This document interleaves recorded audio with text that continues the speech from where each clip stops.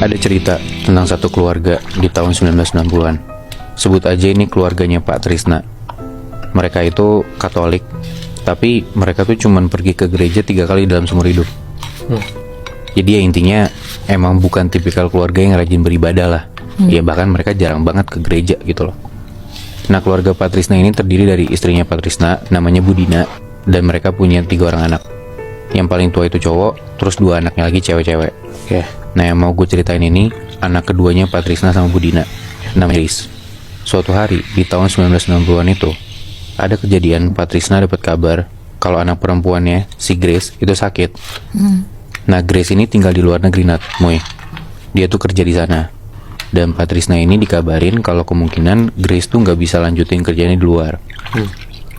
Jadi ya dia harus balik ke Indonesia, tepatnya di Medan, karena keluarga Pak Trisna tinggalnya di Medan. Nah, penyakitnya tuh aneh, Moy, kalau kata orang luar negeri ini. Karena Grace tuh tiba-tiba badannya lebam, banyak banget, terus suka ngelamun sendiri, kayak orang gila. Tapi kalau dalam keadaan tertentu, ya fisiknya baik-baik aja. Akhirnya singkat cerita, si Grace ini baliklah ke Indonesia buat disembuhin. Nah, lo tau lah Indonesia tuh kuat dengan paguyubannya gitu kan, kayak ya saling bantu antar tetangga. Ya banyak juga tetangga deket rumahnya si Pak Trisna ini nengokin kondisinya Grace. Dan ada satu tetangga tiba-tiba ngomong, Grace nih sakitnya bukan sakit sembarangan. Coba deh minta bantuan sama orang yang dalam tanda kutip bisa. Ya udah tuh si keluarganya Grace ini, terutama Pak Trisna, minta bantuan dukun, orang yang ngerti gitulah. Nah, pas berobat ke dukun ini, si Grace malah makin parah, Moy. Kenapa makin parah? Karena dia tuh kalau siang kayak orang biasa aja, lebamnya hilang. Tapi kalau malam, lebamnya tuh muncul lagi. Terus Grace tuh makin sering melamun. Bahkan Grace ini makan serangga. Dan sorry ya, kotorannya sendiri. Kadang dia pun mandi pakai air kencingnya sendiri. Kayak kesurupan gitu berarti? Parah banget, Moy. Lebih parah dari itu. Pernah di satu malam, Grace ini tiba-tiba pas dilihat di dalam kamarnya, Grace ini ada di atas kasur, tapi dia tuh kebalik, Moy. Jadi kakinya di atas, palanya di bawah. Kayak kayang gitu, bayang gak sih lo? Nah, tapi kalau biasanya kita lihat orang tuh yang kesurupan sampai kayang tuh sambil mangap dan mukanya kayak serem gitu kan. Ini enggak, Moy. Si Grace ini dengan posisi kayang, dia tuh ngomong, aku capek. Dia bilang gitu. Nah, dari situ karena kedukun dirasa nggak bisa, nggak kerja gitu ya.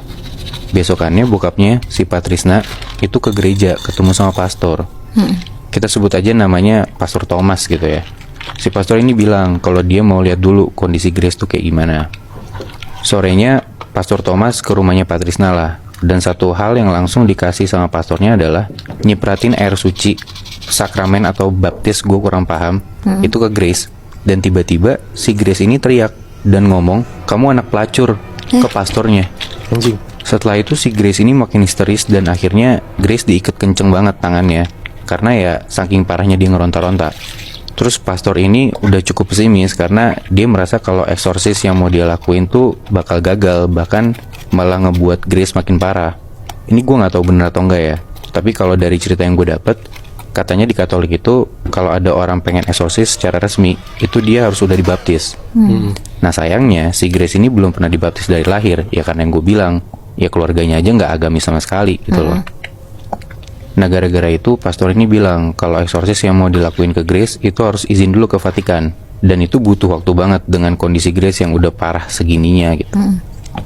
Nah, tapi pastor ini ngasih solusi kalau dia tuh kenal sama pastor yang khusus untuk nanganin kasus eksorsis ini. Sebutlah namanya Pastor Dennis. Ini dia orang Medan juga, Bi? Gue gak tahu dia orang mana, tapi dari kenalannya Pastor Thomas, ya Pastor Dennis ini emang expert di bidang eksorsis inilah gitu. Akhirnya Pastor Dennis ini dipanggil. Nah, tapi ada satu masalah, Moy. Pastor Dennis ini tangan kirinya tuh suka gemeter gitu loh.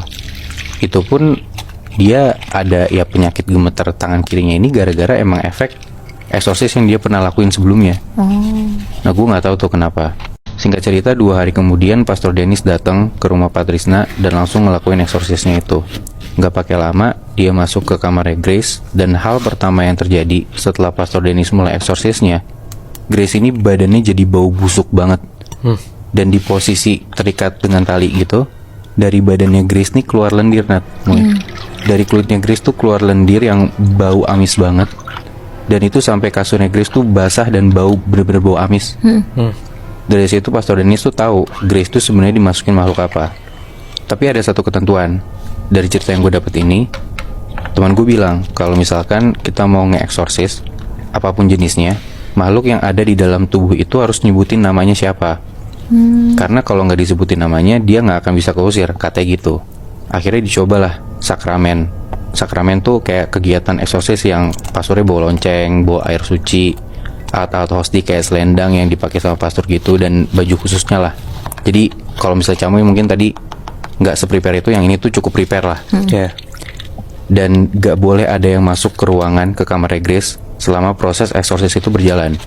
Singkat cerita, proses eksorsis selesai di hari itu, dan Grace tuh kelihatan dari raut mukanya udah mulai membaik.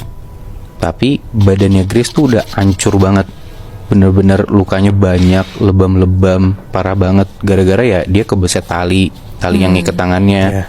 Gara-gara dia ngeronta-ronta, badannya tuh jadi luka gara-gara kena benda-benda di sekelilingnya gitu.